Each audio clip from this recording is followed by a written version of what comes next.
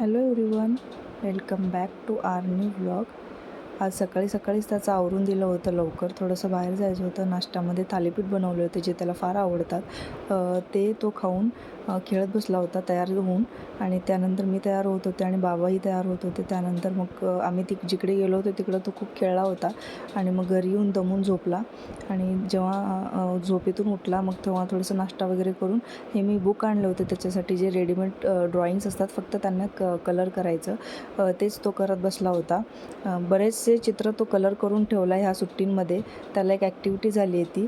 आणि संध्याकाळी जेव्हा मी स्वयंपाक करत होते तेव्हा मग येऊन मध्ये मध्ये लुडबुड तर त्याची असतेच. जेव्हा करंजी बनवत होतो तेव्हा त्याला ती प्रॅक्टिस झाली होती. छोटे छोटे पोळ्या लाटून घ्यायची. तेच इकडं तुम्हाला लाटून दाखवत आहे. तुम्ही पाहू शकता किती छान आणि छोटीशी पोळी तो लाटला आहे न तोडता.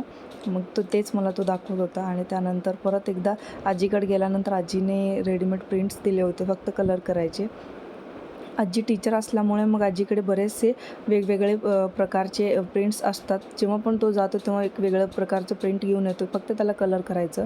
आणि मग संध्याकाळी तिचा शेजारचा मित्र नवीन सायकल आणला होता दिवाळीनिमित्त.